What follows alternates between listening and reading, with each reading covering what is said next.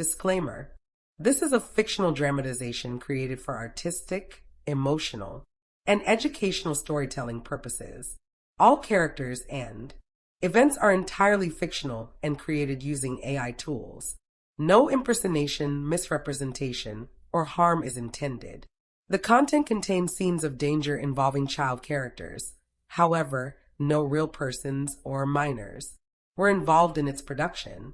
Grace's Love Stories produces scripted, AI-generated stories that promote, entertain, inspire kindness, and emotional connection. We respect our viewers and strictly adhere to YouTube's policies. The cold seeped through her worn dress. It was a living thing, this cold. It smelled of winter pine and old, sleeping stone. A low hum vibrated from the floor of the great hall, a resonance of power she was never meant to feel. Her own heartbeat was a frantic bird trapped in her ribs, loud enough, she feared, for the true wolves to hear. She was a ghost at a feast meant for gods. Mireille Corvin, wolfless, unmarked, a whisper in a world of roars. She kept her head down, her brown eyes fixed on the cracked leather of her thin shoes, trying to shrink into the shadows that clung to the towering pillars. The ceremony of the blood moon was for the packs, for the alphas who would pledge fealty, and for the marked she-wolves who carried the future in their blood. It was not for her. She was only here because her foster matron, Elspeth, had shoved a basket of sacred herbs into her hands. "The kitchens are chaos," she'd hissed, her voice sharp with disdain. "Take these to the altar circle, and do not be seen. Do not be seen." The story of her life, but the hall was a river of bodies cloaked in fur and ego. Hulking warriors with braided beards and scents of iron and aggression pushed past her. She-wolves with eyes like chips of ice gave her dismissive glances, their nostrils flaring at her lacked the flat, empty scent of a human. Worse than human. A failed wolf. A shove from behind sent her stumbling. The basket fell from her numb fingers, scattering winter leaf and moon petal across the stone. "Watch where you're going. Stray," a low voice growled. Mireille didn't look up. She couldn't. Her face burned with shame as she knelt, scrambling to gather the herbs. Her hands trembled so badly she could barely grasp the stems. They saw her. They always saw the weakness. Another shove, harder this time, sent her sprawling forward into an open space along the inner circle. The crowd closed behind her like a tide. There was nowhere to go. Panic, cold and sharp, pierced through her. She was trapped. Then she saw it. A single, unadorned seat carved from the same dark stone as the pillars. It was empty. An island of quiet in the churning sea of the pack. It was too close to the center, too exposed, but it was a refuge. With a desperate, thoughtless prayer to a goddess who had long forgotten her, Mireille slipped into it, pulling her thin cloak tight around her shoulders. She pressed herself back, trying to disappear. The stone was cold, colder than the rest. It leached the warmth from her skin, a deep, humming chill that felt ancient, wrong. A subtle vibration traveled up her spine, and for a terrifying second, she felt as if the stone itself recognized her as an intruder. A hush fell over the hall. It was not a gradual silence. It was a sudden, blade-sharp cessation of all sound. Whispers died. The rustle of fur ceased. Even the great fires in the hearth seemed to hold their breath. The air grew heavy. Colder.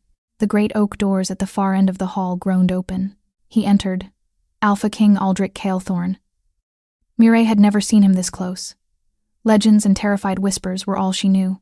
They said his wolf had died in the war that won him the throne, leaving him a king of pure, cold logic, a man ruling a nation of beasts, yet no longer one of them. They said his heart was carved from the same ice as the northern mountains he called home. He did not walk. He moved like a storm front, a physical presence that demanded space, that consumed the very air. His black cloak was trimmed with the silver gray of a winter wolf, his shoulders impossibly broad. Scars marked the hard planes of his face, one trailing from his temple to the edge of his jaw, a pale white line against his sun-darkened skin. His eyes were the color of steel, holding no warmth, only a stark, brutal authority. Power rolled off him in waves, not the hot, instinctive power of an alpha, but something else, something calculated, contained, and infinitely more dangerous. He moved toward the center of the circle, his gaze sweeping over the assembled alphas. His betas flanked him, warriors whose scents were sharp enough to make Mireille's stomach clench. He was passing her now. She squeezed her eyes shut, praying to be nothing more than a shadow, a piece of the stone she sat upon. "Don't see me. Please, don't see me." He stopped. The world stopped with him. The heavy silence stretched, thin and tight. Mireille could feel the weight of his presence beside her. She could smell him. It wasn't the scent of a wolf. It was ozone, like the air after a lightning strike. Cold steel. And something else, buried deep. A faint, lonely scent of embers and ash. A breath hitched in his throat. It was a small sound, almost nothing. But in the dead quiet of the hall, it was a thunderclap. Mireille dared to open her eyes. Just a slit. He wasn't looking at the crowd. He wasn't looking at the throne that awaited him. His head was turned slightly, toward her. And then it happened. The scent.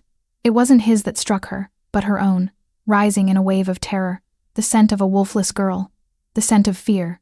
Plain, simple, nothing. But to him, it was everything. His steel-gray eyes widened, just for a heartbeat. The king's cold mask fractured. A flicker of disbelief, of shock, of something wild and agonizingly primal. Deep in his chest, a sound rumbled. It wasn't a word. It wasn't a cough. It was a growl. Low, tearing, a sound of stone grinding, of a cage breaking, of a beast waking from a decade of sleep. It was a sound he was not supposed to be able to make. The collective gasp of the entire assembly was a physical force. Murmurs erupted like wildfire. His wolf? Impossible. What is that sound? Aldrich ignored them. He ignored everything but the scent of the trembling girl beside him. The scent that was pulling apart his soul. Rain-soaked earth. Wild time. The ghost of a memory he couldn't name. It was a key turning in a lock he'd thought long, rusted shut. The beast inside him, the one he had mourned and buried, clawed at his ribs, screaming a single, silent word. Mine. His eyes, for the first time in 10 years, bled from steel gray to molten gold. Mireille saw the change. She saw the fire ignite in the icy depths of his gaze, and her breath caught in her throat. This was not the cold, controlled king from the stories. This was something else, something ancient. He took a step toward her. The scrape of his boot on the stone was the only sound in the universe. He was the predator. She was the prey. Every instinct she didn't know she possessed screamed at her, to run, to hide, to cease to exist. But she was frozen to the stone seat, pinned by the inferno in his eyes. The whispers in the crowd grew frantic, laced with fear and awe. It's the girl, the stray. What is she? She's sitting in the moon seat. The moon seat. The words hit Mireille like a physical blow. The empty seat. The one reserved for the fated mate of the king, an archaic tradition no one had believed in for centuries. A seat that had remained empty for his entire reign. She had accidentally claimed the pack's most sacred place. The king stood before her now, a towering mountain of a man. The heat from his body washed over her, a furnace of newfound power. The scent of ash and ozone was now threaded with something fiercely alive, the raw, possessive scent of a dominant wolf. His golden eyes held hers. The world fell away. There was only the roaring in her ears and the suffocating weight of his stare. He was looking at her, through her, as if he could see the barren, empty space inside her where a wolf should have been. He lifted a hand, not to touch her, but as if to test the air between them. Then, he spoke. His voice was not the measured tone of a king. It was a rasp, torn from a throat unused to the demands of a beast.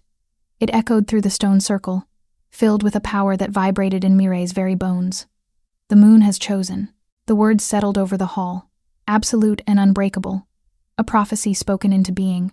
Mireille stared up at the Alpha King, at the burning gold in his eyes that saw her, truly saw her, for the first time in her life.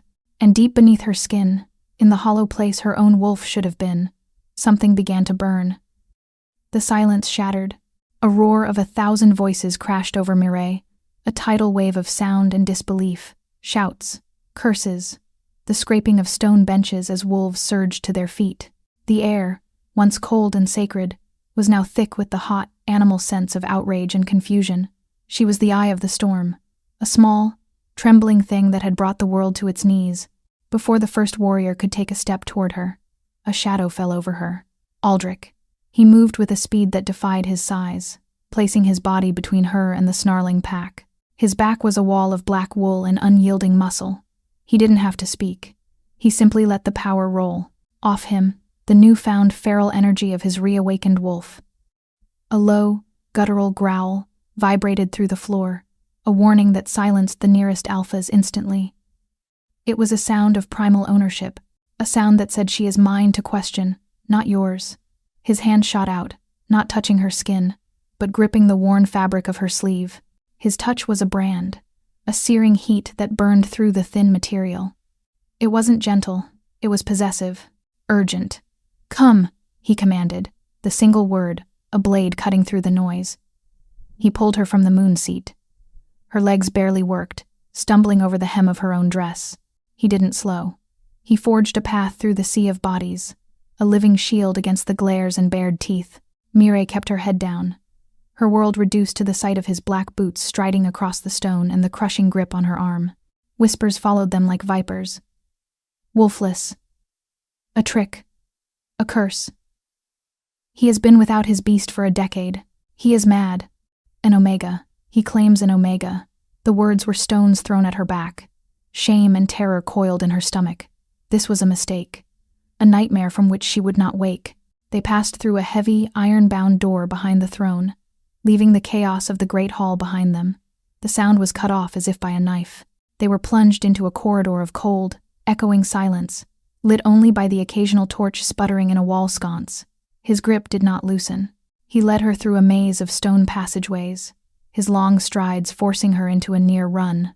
Finally, he stopped before a door made of dark, polished wood. He pushed it open and propelled her inside. The room was not a chamber for a queen. It was a Spartan, masculine space. A war room, a den. A massive hearth dominated one wall, a low fire crackling within, casting dancing shadows across the stone floor. Books were stacked on a heavy oak table next to unrolled maps held down by daggers. The scent of old, leather, wood smoke, and cold steel filled the air. And his scent, it was everywhere, overpowering, ozone and embers, now laced with the rich, wild musk of his wolf. It made the air too thick to breathe. The door clicked shut behind them, a heavy, final sound, locking them in, sealing her fate. He released her arm. Mireille stumbled back, her shoulder hitting the cold stone wall. She stayed there, pressing herself against it as if she could melt through and disappear. He didn't look at her. He walked to the center of the room and stood with his back to her, his broad shoulders heaving with each ragged breath. He was fighting a war inside his own skin. She could feel it. The air crackled with the sheer force of his inner turmoil. He ran a hand through his dark hair, his knuckles white. The silence stretched, a taut wire of dread. Mireille's heart hammered against her ribs. She watched the firelight play over the scars on his face, tracing the hard lines of his jaw. This was the Alpha King, the man who had carved a kingdom from the ashes of a brutal war. A man who had ruled for 10 years with nothing but logic and a will of iron. And she, a nobody, had broken him. The burning sensation under her skin had faded to a dull, persistent ache in the hollow of her chest. A phantom limb, a ghost of a wolf she never had. What was it? What was happening to her? He turned, slowly. His eyes were still gold. Not the blazing inferno from the hall, but a deeper, more controlled burn. The eyes of a predator weighing its prey. He studied her, from her worn-out shoes to the fear in her wide brown eyes. His gaze was heavy, analytical. It felt as if he were peeling back her skin, searching for a secret she didn't even know she kept. When he finally spoke, his voice was a low rasp, the sound of rocks grinding together. "Your name." It was not a question, it was a demand. "Mireille," she whispered. Her own voice sounded foreign, a tiny, fragile thing in the oppressive quiet. Repeated, tasting the word. It sounded like a judgment on his tongue. He took a step closer. She flinched, pressing herself harder against the wall. A low growl rumbled in his chest at her movement, a sound of frustration, of instinct fighting reason. He stopped, clenching his fists at his sides. "I have not had a wolf since the Battle of the Black Pines," he said, his voice strained. "For 10 years. Nothing. Silence." He looked at her, and the cold logic of the king warred with the primal fire in his eyes. "And then your scent?" It was like a lightning strike to a dead heart. He took another step. The heat from his body reached her, raising goosebumps on her arms.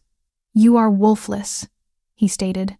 It was an accusation, a paradox he could not solve. "I can smell the lack on you. It is as clear as the fear." Mireille couldn't speak. She could only nod, a pathetic, jerky movement. Yes, I am nothing. I am broken. Let me go. It makes no sense, he murmured, more to himself than to her. The bond. It is an echo. A ghost. But my wolf, he is not a ghost. He is screaming your name. His wolf. The words sent a fresh wave of terror through her. The beast that lived behind those golden eyes was focused entirely on her. Suddenly, a sharp, authoritative knock echoed from the heavy door. Aldrich's head snapped toward the sound, his eyes narrowing. The king was back in control, the mask of command settling over his features, though the golden fire still burned beneath. Enter, he commanded. The door opened to reveal a tall, silver-haired wolf with a face like carved granite. His scent was of frost and authority. This was Lord Kalin, the king's beta and closest advisor. His pale eyes took in the scene, the king, his resurrected wolf blazing in his gaze, and the terrified girl huddled against the wall. Kalin's lip curled in a faint, almost imperceptible sneer. His gaze swept over Mireille, dismissing her as one might dismiss a piece of dirt on a polished floor. "My king," he said, his voice a low, respectful growl that held an edge of steel. "The council is in chaos. The alphas are demanding an explanation. They speak of ancient laws, of curses. They will not be pacified by silence." He paused, his gaze flicking to Mireille again, heavy with contempt. "You claimed this, girl, an unmarked omega. In the moon seat, you must tell them it was a mistake, a phantom of your grief." Mireille's breath hitched. "A mistake. Yes, that's what it was. Tell them. Please, just tell them it was all a mistake." Aldrich stood silent for a long moment, his back to Kalin, his golden eyes locked on Mireille's. He saw the flicker of desperate hope in her face, the prayer that he would release her from this nightmare. He saw her fragility, her lack of a wolf, her utter powerlessness, and his own wolf snarled in his mind. "Ours. Protect." He turned his head slowly, his profile sharp and dangerous in the firelight. His voice, when it came, was not the king's. It was the alpha's. It was low, lethal, and utterly final. "There is no mistake." He took a deliberate step to the side, placing himself fully in front of Mireille, shielding her from his beta's sight. "She is the one the moon has given me. She is the future queen." Aldrich's golden eyes met Kalin's, a silent, deadly challenge. "You will show her the respect she is owed, or you will answer to my wolf." The air in the room froze, turning sharp and brittle. Lord Kalin's face, a mask of disciplined respect, cracked. For a fraction of a second, raw, unfiltered shock flashed in his pale eyes. It was followed by something harder, colder, disapproval that bordered on contempt. He bowed his head, a stiff, formal gesture that held no true submission. "My king," he began, his voice a low, dangerous rumble. "You have ruled for 10 years with wisdom. You have held this kingdom together with logic when instinct failed it. Do not let a phantom, a trick of the moon, undo a decade of order." His gaze flickered to Mireille, still pressed against the wall. "She is wolfless, an empty vessel. She cannot carry a royal line. The alphas will not follow a king who takes a barren mate. They will see it as an omen. An insult to the goddess herself. Barren." The word was a physical blow, striking the breath from Mireille's lungs. It was the word that had followed her since her 13th birthday, when the change had failed to come, a whispered curse from the other girls, a dismissive sneer from the pack elders. She was a dead end, a fruitless branch on a proud tree. To hear it now, in this room, from the king's own beta, it was like being flayed alive. Aldrich did not move. He did not look at Kalin. His golden gaze remained fixed on Mireille, watching the hope in her eyes die, replaced by a familiar, soul-deep shame. His wolf, the beast he was still learning to know again, roared in his veins, a white-hot, possessive rage. It wanted to tear the throat from the one who had caused her pain. It took every ounce of the king's iron control to hold it back. "The alphas will follow their king," Aldrich said, his voice dropping to a near inaudible whisper that was somehow more menacing than a shout. "Or they will be replaced." He finally turned to face his beta. The sheer force of his presence was a physical thing, pressing the air from the room. The golden fire in his eyes was no longer just a flicker. It was a controlled inferno. "You forget yourself, Kalin," he growled. "You speak of my mate." The words hung in the air. Absolute. My mate. Kalin's jaw tightened. He had served Aldrich for 20 years, fought beside him at the Black Pines where the king had lost his wolf. He had helped a broken man rebuild a kingdom. And now, he saw that man being consumed by a madness he could not comprehend. "Forgive me, Alpha," Kaelin said, the title a deliberate reminder of the power dynamics he felt were being ignored. "I speak only for the good of the pack, for the stability of your bad crown." "My crown is not in question," Aldrich countered, his voice like stones grinding together. "My choice is made. Find chambers for her, the Queen's chambers. See that she is given whatever she requires. No one is to disturb her. No one is to look at her. No one is to speak to her unless I am present." His eyes narrowed into slits of gold. "Is that understood?" The command was a cage of steel closing around Mireille, protection that felt like a prison. Kaelin held his king's gaze for a heartbeat too long, a silent clash of wills. Then, he bowed again, deeper this time, resigned. "It is, my king," with one last, lingering look of cold disbelief. At Mireille, he turned and left the room, the heavy door closing behind him with a resounding thud. They were alone again. The silence that descended was different now. It was no longer just tense. It was intimate, terrifyingly so. The world had been shrunk down to this single room, to the two of them, bound by a fate no one understood. The fire crackled in the hearth, the only sound besides the frantic beat of Mireille's heart. Aldrich turned back to her. The warrior, the king, the strategist. All of it seemed to fall away, leaving only the Alpha and his impossible mate. He seemed lost. The certainty he'd shown Kaelin was gone, replaced by a raw, searching intensity. He took a step toward her, then another. He moved with a slow, deliberate grace that was utterly predatory. Mireille's breath hitched. Her muscles screamed to run, but the stone wall was at her back and his presence was a gravity well, pulling her in. He stopped just before her, so close she could feel the heat radiating from his body, could see the flecks of black in the molten gold of his eyes. He lifted a hand, and she flinched so violently her head hit the stone behind her. A pained sound, half growl, half whine, escaped his throat. He froze, his hand hovering in the air between them. "I will not harm you," he said, his voice a rough, strained thing. It was a promise that fought against every instinct screaming from his reawakened wolf. The beast wanted to claim, to mark, to possess. The man was trying to remember how to be gentle. Slowly, as if not to spook a wild animal, he continued the motion. His fingers, calloused and scarred from wielding a sword, brushed a strand of brown hair from her cheek. The touch was lightning. It wasn't just skin on skin. It was a jolt of pure energy, a shock that made her gasp, and the burning inside her, the dull ache in her chest erupted into a searing flame. It blazed through her veins, a phantom fire, centering right beneath his touch. It hurt. It hurt with an intensity that made tears spring to her eyes. She cried out, a small, choked sound. Aldrich snatched his hand back as if he'd been burned. His eyes widened, the gold flaring with shock and confusion. He saw her tears, the genuine pain on her face. "What is it?" he demanded, his voice rough with alarm. "Did I hurt you?" She couldn't answer. She was gasping for breath, one hand clutching her chest where the invisible fire still raged. It was fading now, back to a low, throbbing heat, but the memory of the agony was sharp and real. He stared at her, then at his own hand, then back at her. The king's analytical mind took over. This was not a simple bond. This was something else, something broken, something violent. "The burning," he whispered, a sudden dawning realization in his voice. "When I touched you, you felt it too." Mireille looked up at him, her tear-filled eyes wide with terror and confusion. "What is it?" she breathed, the question an echo of his own. He didn't have an answer.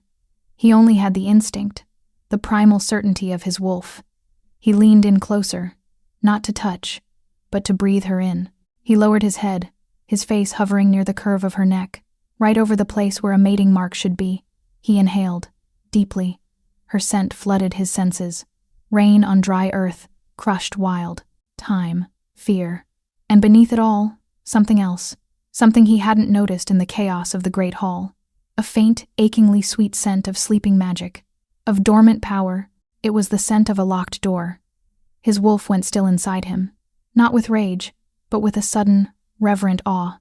He pulled back, his golden eyes searching her face with a new kind of intensity. The king who ruled with logic was gone. The alpha who acted on instinct was gone. In their place was something else. A male who had just stumbled upon a sacred mystery. The burning in her chest was now a low, steady pulse, a beacon, a chain. He knew, with a certainty that chilled him to the bone, that this was no mistake. It was not a trick of the moon. It was a mark, an invisible one, seared into her soul instead of her skin. A mark that had been waiting for him, for his wolf, to return and ignite it. "I don't know what this is," he said, his voice a low, raw whisper that was only for her. "But it is not a phantom." He looked into her eyes, and she felt as if he were looking directly into her soul, seeing the broken, empty space inside her. "It is real," he breathed, "and it is tearing you apart." The queen's chambers were a cage of silk and silver. They were vast, cold, and utterly silent. Moonlight streamed through arched windows, painting the marble floor in shades of ghost white and shadow. A fire had been lit in the hearth, but its warmth couldn't reach the corners of the room, couldn't touch the deep, unyielding chill that seemed to emanate from the very stones. Mireille stood in the center of the room, a small, lost figure in a borrowed silk nightgown that felt like a costume. Female servants with downcast eyes and trembling hands had brought it to her, along with food she couldn't eat and wine she couldn't drink. They moved around her with a terrified reverence, their sense a mixture of awe and pity. They did not speak to her. The king's command was absolute. He had left her there hours ago. After the agonizing discovery of the invisible mark, he had simply stared at her for a long, silent moment, the conflict in his golden eyes a visible storm. Then, without another word, he had turned and gone, leaving her in the care of his guards. She was alone, utterly, terrifyingly alone. She wrapped her arms around herself, the silk doing little to ward off the cold. The burning in her chest had subsided to a constant, low thrum, a hum of energy she had never felt before. It was a foreign presence inside her, a constant reminder of the man who had put it there. The Alpha King, her mate. The thought sent a shiver of pure, cold dread down her spine. She was to be queen. The Baron Omega, the wolfless stray, was to be queen to a king who had just rediscovered his wolf.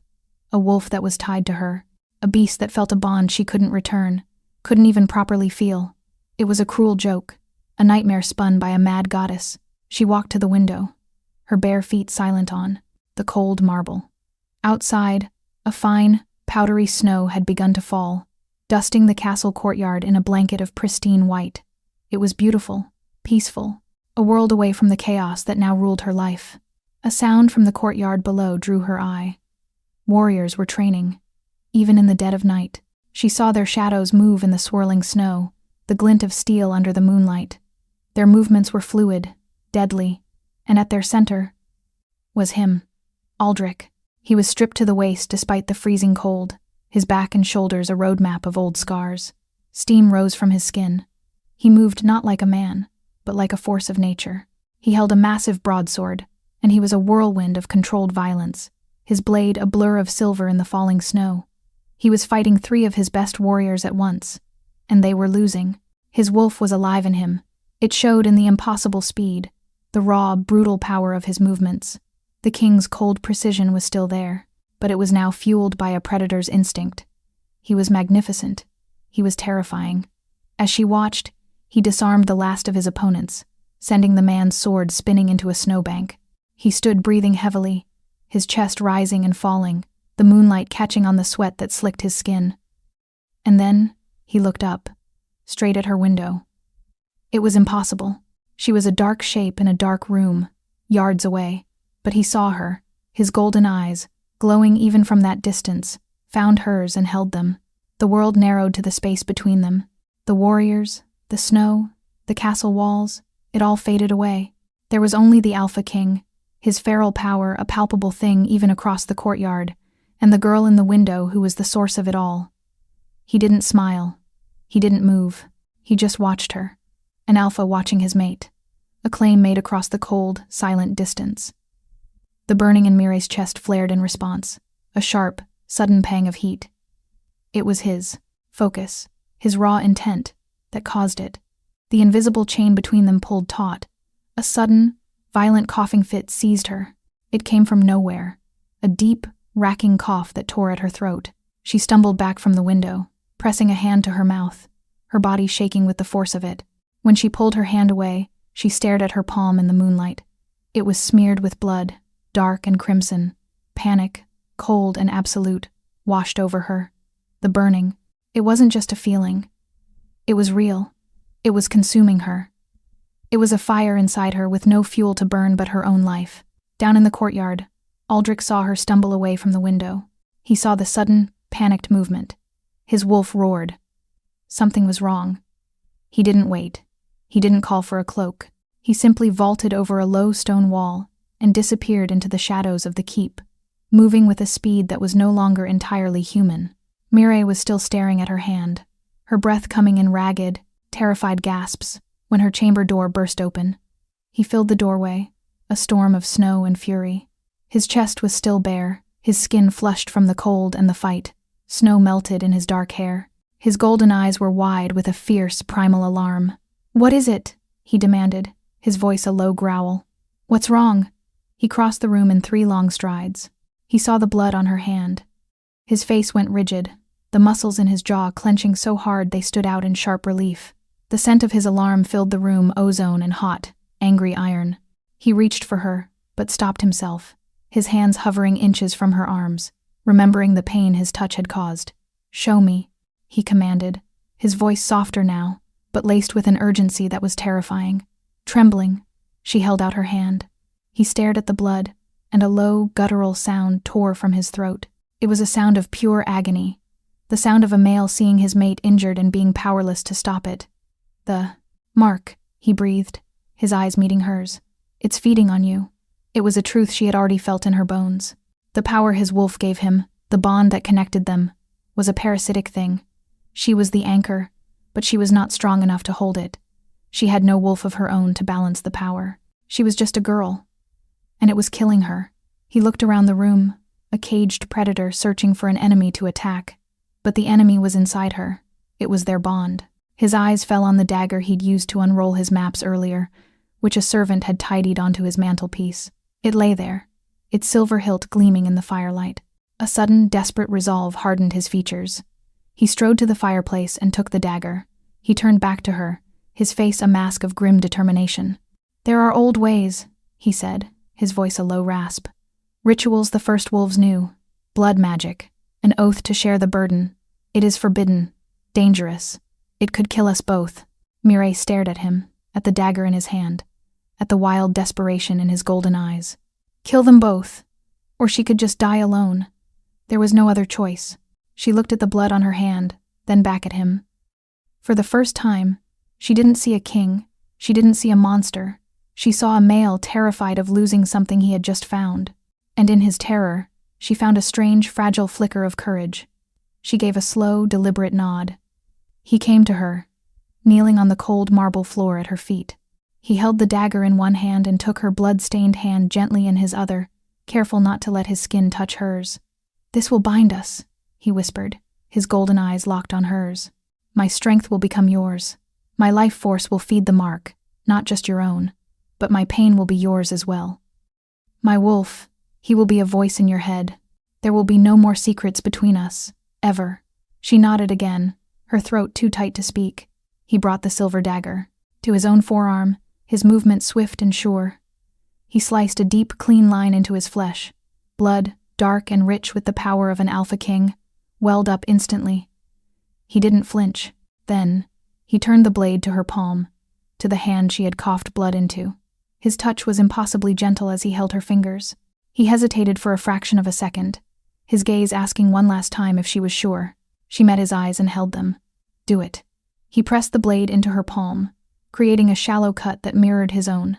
Her blood mixed with his on the gleaming silver. He dropped the dagger. It clattered on the marble floor.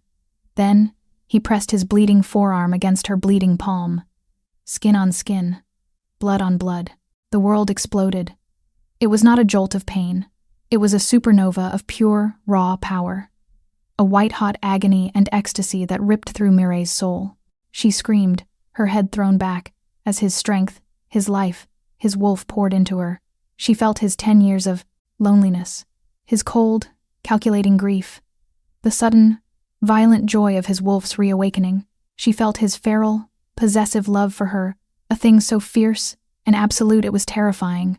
and she heard it. A voice in her mind, not her own. A deep, rumbling presence. Mine. Mate. Protect. It was his wolf, and it was inside her now. At the same time, her pain flooded into him. He grunted, his body tensing, as he felt the burning emptiness of her wolfless state, the years of shame, the terror, and the feeling of being eaten alive by a power she couldn't contain. The burning in her chest did not vanish. It changed. It was no longer a consuming fire. It was a forge, hot and powerful, but now fueled by both of them. It settled, finding its balance. The coughing stopped. The blood on her lips was just blood, not a symptom of her death. They knelt in the silent, snow-lit room, bound together by a forbidden oath, his blood healing her, her pain scarring him. He looked at her, his golden eyes, wide with awe and agony. He could feel her, all of her, and in the back of her mind, the ancient, powerful beast that was now part of her whispered its first, gentle word, Mireille. The silence after the ritual was a living thing. It was filled with the frantic thunder of two hearts beating as one, filled with the low, steady hum of the balanced mark between them, filled with the ghost of a voice that now lived in Mireille's mind, a warm, heavy presence that was both terrifying and strangely comforting. Aldrich still knelt before her, his bleeding arm pressed to her palm. His face was pale beneath his tanned skin, a fine sheen of sweat on his brow. He was feeling her lifetime of emptiness, the hollow ache of being wolfless, and it was a pain no alpha was ever meant to endure. It was a phantom limb, a void where a vital part of his soul should be. For the first time, he truly understood her. He pulled his arm back, breaking the contact. The sudden absence of his raw strength was dizzying. Mireille swayed, and his hand shot out, catching her arm to steady her. This time, his touch didn't bring searing agony. It brought a jolt, yes, but it was a current of shared energy, a closed circuit. The pain was gone, replaced by a deep, resonant connection. Mireille, he breathed, her name a prayer on his lips. He saw the color returning to her cheeks, the terror in her eyes being replaced by a fragile, wondering awe. She could feel him, not just his physical presence, but the core of him, the unyielding will of the king, the fierce possessiveness of the wolf, and beneath it all, a profound, aching loneliness he had carried for a decade. The wolf's voice in her head was quiet now, a contented rumble, safe, ours. He helped her to her feet, his movements gentle, almost hesitant. He was a man accustomed to wielding a sword, not tending to a fragile bond. He led her to a large chair by the fire and pushed her gently into it, wrapping a thick fur blanket around her shoulders. He stood, over her, a towering, protective presence against the firelight. He looked from her face to their mingled blood on the floor, then back again. "It worked," he said, disbelief warring with relief in his voice. "The bleeding has stopped." He was right. The frantic cough was gone. The feeling of being consumed from the inside out had vanished. The mark in her chest was still there, a warm, steady ember instead of a raging fire. But the ritual had left its own scars. In the center of her palm was a thin, silver line that mirrored the one on his arm, a blood oath made visible, a permanent reminder of the forbidden magic that now bound them. He saw her looking at it, and his expression hardened. "No one can know of this," he said, his voice dropping to a low, serious growl. "Blood magic is a death sentence. They would see you as a witch, a curse. They would demand your execution." Fear, cold and familiar, coiled in her gut. She was already an outcast. This would make her a monster in their eyes. "I will protect you," he vowed, seeing the fear on her face. His golden eyes burned with an intensity that left no room for doubt. "I swear on my life, on my crown, no harm will ever come to you. You are my queen, my mate. That is my promise." The words were a shield around her heart. A promise from an alpha king was an unbreakable oath. For the first time since she'd stumbled into the great hall, a tiny, fragile seed of hope began to grow in the barren landscape of her soul. A sharp knock on the door shattered the moment. Aldrich's head snapped up, a low growl rumbling in his chest. The protective alpha was back in an instant. "Enter," he commanded, his voice sharp. Lord Kalen stepped into the room. His pale eyes immediately took in the scene. The dagger on the floor, the splotches of blood on the marble, the fur blanket wrapped around Mireille, and the raw, primal intimacy that radiated from his king. Kalen's face became a mask of ice. "My king," he said, his voice clipped. "The northern alphas have arrived. They are demanding an audience. They have heard of your choice. They will not wait until morning. The Northern Alphas, the most ancient, powerful, and savage of the packs. They had been loyal to Aldrich's father, and had only bent the knee to Aldrich out of necessity. Their leader, Alpha Fenris, was a brutal traditionalist who ruled with an iron fist. Aldrich's jaw tightened. Tell them their king will see them at dawn. They will not be placated. Kaelin pressed, his gaze flicking to Mireille with open disdain. They say a wolfless queen is a sign of weakness, an omen. They say the bloodline will be tainted. They are threatening to break the treaty. The treaty, the fragile peace that Aldrich had bled for, that had cost him his own wolf. Everything he had built for the last 10 years was threatening to crumble because of her. Guilt, sharp and bitter, washed through Mireille. She was a weakness, a vulnerability he couldn't afford. The hope that had bloomed just moments before withered and died. Aldrich saw the shift in her, felt it through their bond. A wave of her despair washed over him, and his wolf snarled in his mind. Protect. Defend. He turned his back on Kaelin, his entire focus on Mireille. He knelt before her again, taking her hand, the one without the cut in his. His touch was warm, solid. Do not listen to him, he said, his voice low and for her alone. This is my kingdom, my choice. They will bend the knee or they will break.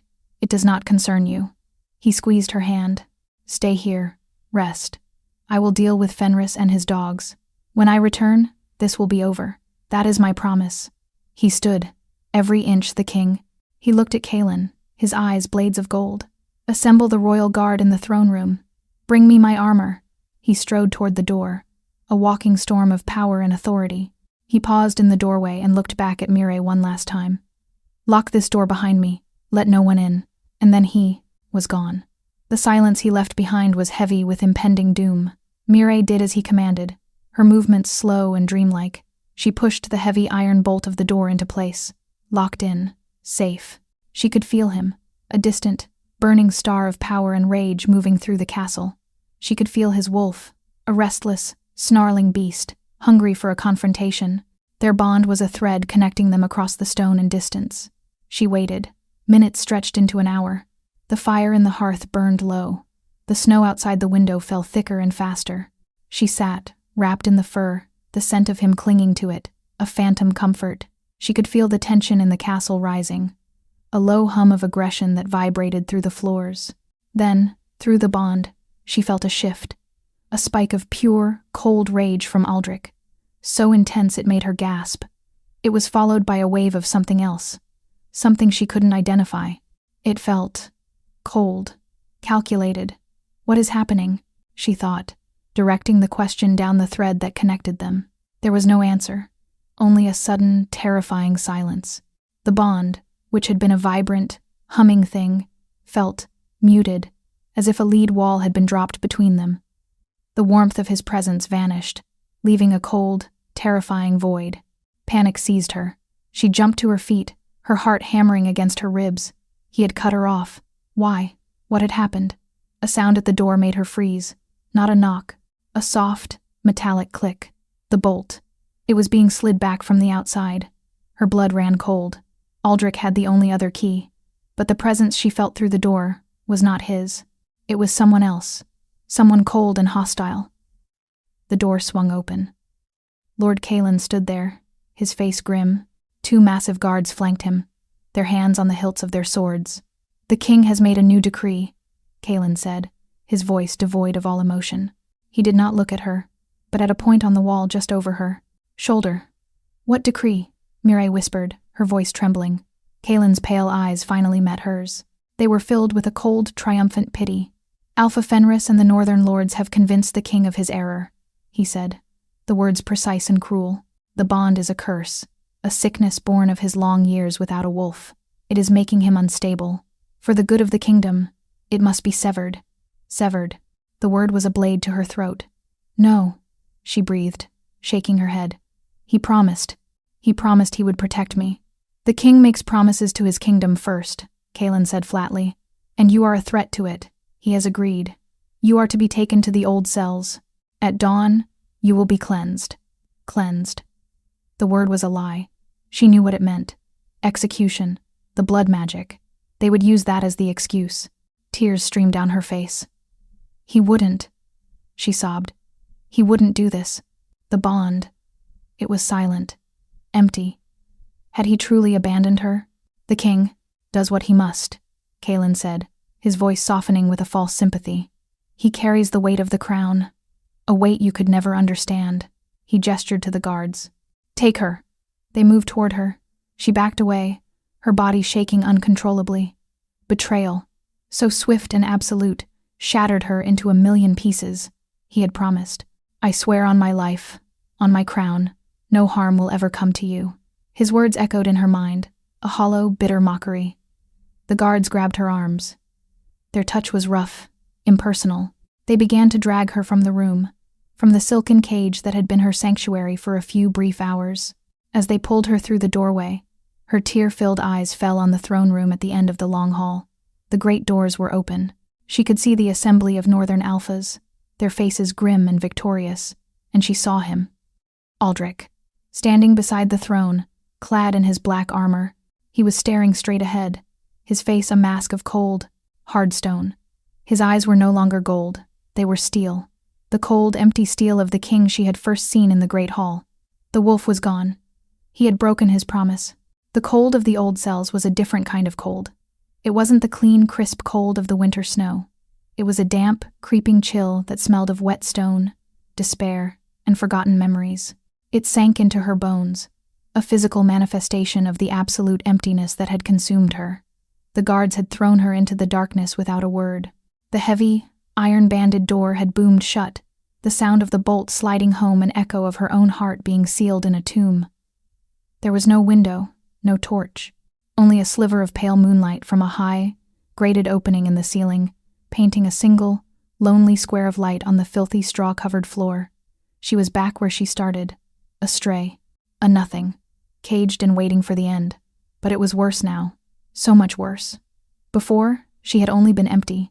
Now, she knew what it was to be full. She had felt the warmth of the bond, the protective weight of his wolf, the raw, possessive power of his promise. And the silence he'd left in its place was a wound that bled deeper than any blade. He had cut her off. He had chosen his crown over her. The king had murdered the alpha. Tears wouldn't come. She was beyond tears. A hollow, aching numbness was all that remained. She huddled in the corner, her borrowed silk nightgown a cruel joke in the filth and cold, wrapping her arms around her knees. She could still feel the faint, phantom thrum of the mark in her chest. It was a cold ember now, a dying star. A reminder of the life, the power, the connection that had been stolen from her. Was it all a lie? His confusion in the great hall, his desperation in the firelit room, the agony and awe on his face during the blood oath? Had it all been a calculated deception? No, the bond didn't lie. She had felt his emotions as her own, the terror of losing her, the vow to protect her that had been real. So what had changed? What could Alpha Fenris have said or done to make him shatter his own soul, to betray the mate his wolf had screamed for? The wolf, the voice in her head was gone.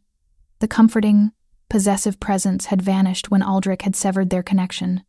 She was alone in her own mind again, and the silence was deafening. Hours passed. The square of moonlight crept across the floor, a slow, merciless clock ticking down the minutes to her dawn execution. She didn't move. She just sat, a frozen statue of betrayal, waiting. A faint sound broke the silence, the scrape of a boot on stone, just outside her cell door. Her head snapped up. Her heart, a dull, sluggish thing just moments before, gave a frantic, painful lurch. Guards, coming to take her? Was it already dawn? No. It was a single set of footsteps, heavy, deliberate. They stopped right outside her door. The scent hit her first, faint but unmistakable. Ozone, embers, and the cold, sharp scent of steel. Aldrich, the sound of the heavy bolt being drawn back was a shriek of metal in the suffocating quiet. The door groaned open.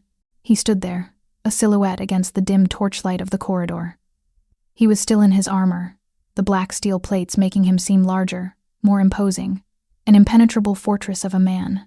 His face was in shadow, but she could feel the weight of his gaze. He had not come to save her. There was no fiery gold in his eyes, no raging alpha come to tear down the walls. This was the king, cold, controlled, and the bond between them was still a dead, silent thing. He stepped into the cell, closing the door behind him. He didn't lock it. They were alone in the darkness, the single patch of moonlight illuminating the space between them. Mireille didn't speak. She just stared, her eyes wide, searching his shadowed face for an answer, for any flicker of the male who had knelt at her feet. She found nothing. Only the hard, unyielding lines of a king who had made an impossible choice. "Fenris and the Northern Lords have left the capital," he said. His voice was flat, devoid of emotion. The voice he had used to rule for 10 years. "The treaty holds. The kingdom is secure." He had traded her for peace. It was that simple, that brutal.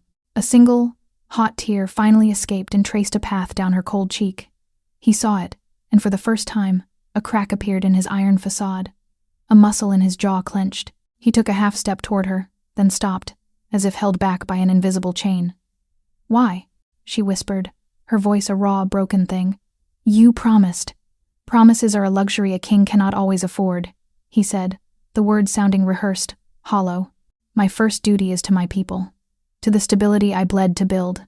A civil war over a wolfless mate would have torn the packs apart.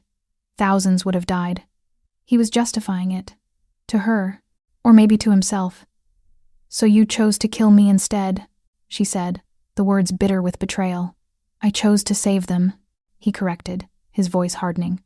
"It is the choice I was born to make." The silence stretched again, thick with unspoken pain. The cold king stood before her, a monument to duty and sacrifice. But Mireille had felt the wolf inside him. She had shared its soul, and she knew this was not the whole truth. She rose slowly to her feet, her legs unsteady. She was just a girl in a silk dress, covered in grime, but as she stood in that square of moonlight, something inside her shifted. The terror, the despair, they were still there. But beneath them, a spark of defiance flickered to life. "You're lying," she said, her voice quiet but clear. He went still. "I am your king. I do not lie." "You are," she agreed, taking a small step toward him, out of the shadows and into the moonlight. "But you are also an alpha, and an alpha does not abandon its mate, not even for a crown." She looked him in the eye, searching the cold steel for the gold she knew was buried beneath. "You didn't just choose the kingdom. You are hiding something. Tell me the truth, Aldrich." She used his name, not my king, not Alpha, his name. The word was a key, unlocking something deep inside him. His carefully constructed walls trembled. The air in the cell grew heavy, charged. "Fenris did not just threaten war," he said, his voice dropping to a low, ragged whisper. "He knew of the old ways, of your condition." He couldn't bring himself to say she was wolfless. He spoke of a prophecy, a curse, that a king's mate without a wolf would not weaken the bloodline, but shatter it, that she would be a vessel for an ancient, destructive magic. He said your presence would not just cause a war, it would unmake our world. Mireille stared at him, her mind reeling. A prophecy? Magic? It sounded like a madman's fairy tale, a convenient excuse. "And you believed him?" she asked, incredulous. "I saw the proof," he growled, the first flicker of the bot, Alpha returning, a flash of pain in his eyes. "When I touched you, it caused you pain. When we sealed our bond, it nearly killed you. You coughed up blood. The bond, our bond, is poison to you. It is unstable, dangerous." He took a step toward her, his control finally breaking. "Fenris offered me a choice, your life or a cure." Her breath caught in her throat. "A cure?" "He claims his pack holds the secret to severing a cursed bond. A ritual at dawn. It will break the connection, purge the sickness from me, and leave you, unharmed, free. You would be just a girl again. You could leave this place, live a normal life, away from all of this." It was a lie. She knew it was a lie. Kaelin had called it a cleansing. It was death. Fenris was playing him. And Aldrich, he wanted so desperately to believe it. Because the alternative was to admit that their fated bond was killing her. And that was a truth he could not bear. So he had chosen to believe in a convenient lie. He had severed their connection, locked his wolf away, and agreed to let her go, thinking it was the only way to save her life. It was not a betrayal born of cold duty. It was a sacrifice born of desperate, misguided love. He had broken his promise to protect her, because he believed it was the only way to keep her from harm. "Aldrich," she said, her voice soft. She took another step, closing the distance between them. She reached out a trembling hand and laid it on the cold, hard steel of his breastplate, right over his heart. The moment her skin touched the armor, the muted bond between them flared to life. A jolt of energy, sharp and fierce, shot through them both. His eyes widened, the steel bleeding back into molten gold. A gasp tore from his lips as he felt her again, her fear, her pain, her sudden, fierce understanding. The wolf in his mind, caged and silent, threw its head back and howled. "Mate! You feel that?"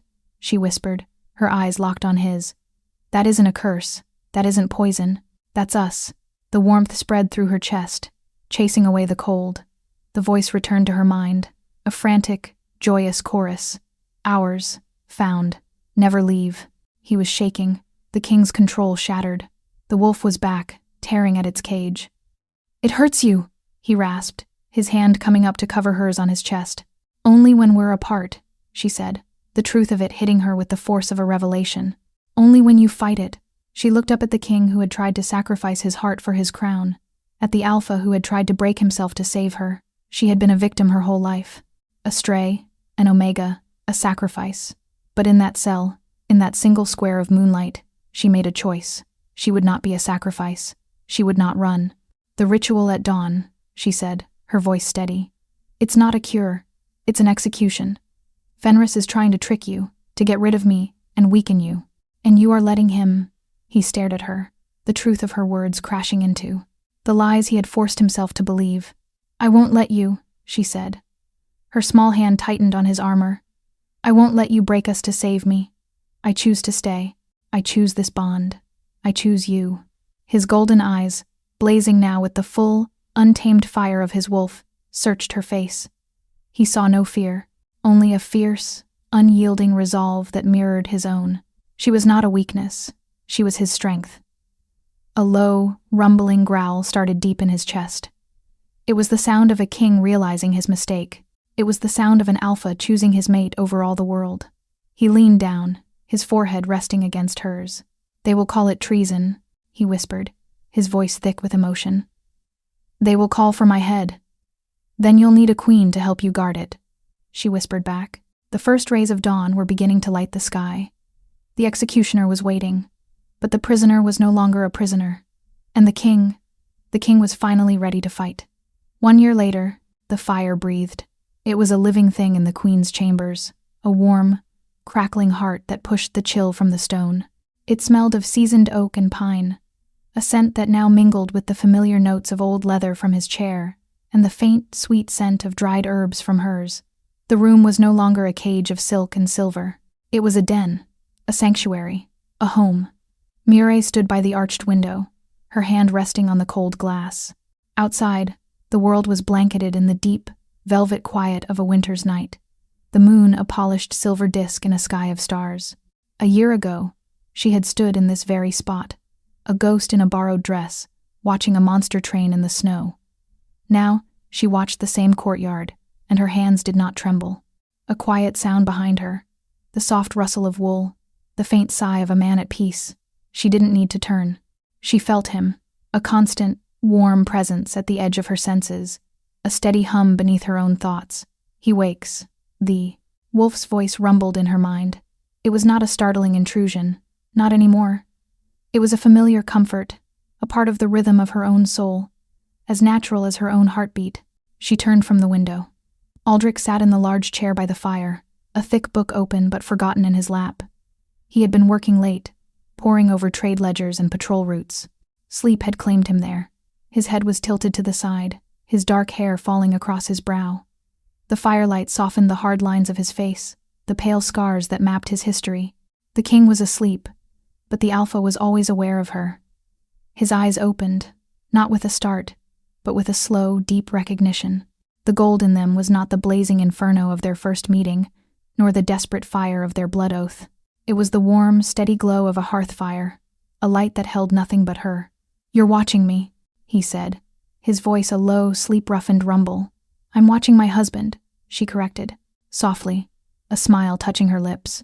She crossed the room, her bare feet silent on the thick fur rugs that now covered the cold marble.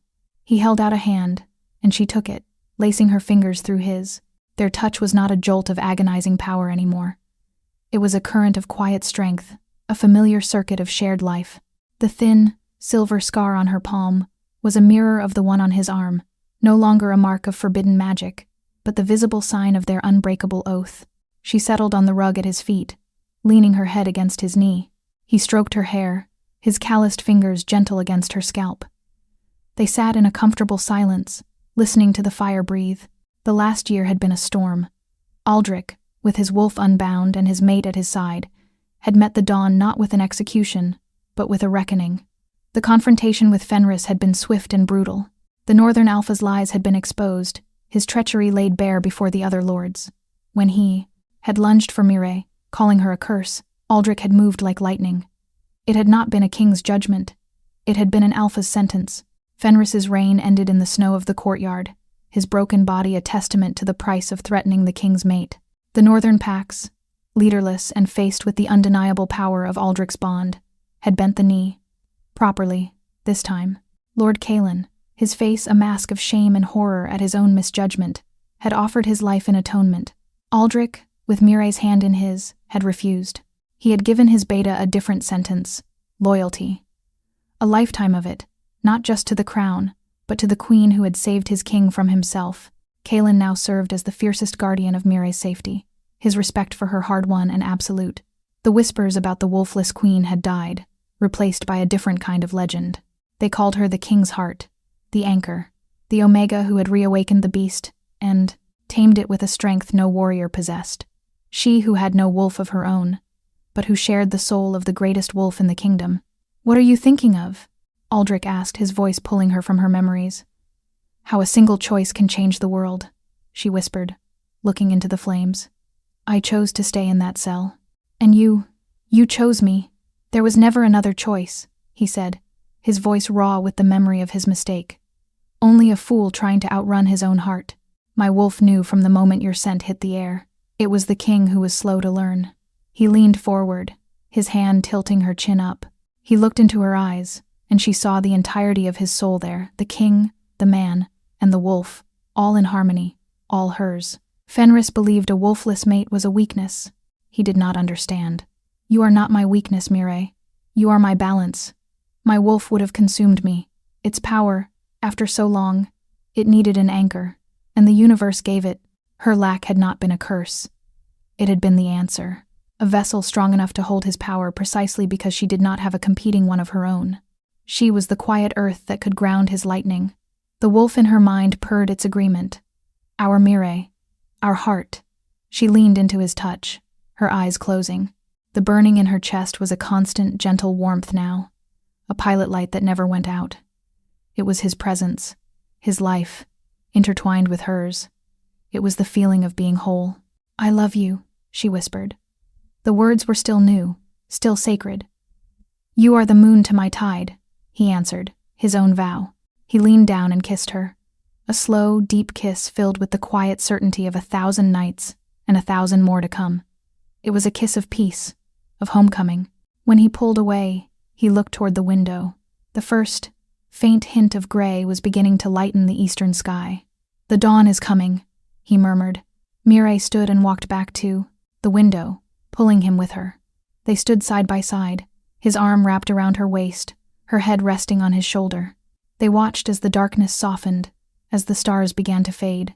The snow-covered mountains in the distance were painted in soft hues of lavender and rose.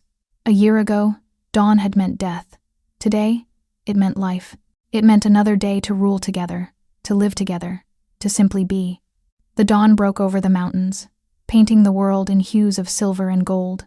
And in the quiet of the room, two souls, once broken, breathed as one. The long night was over.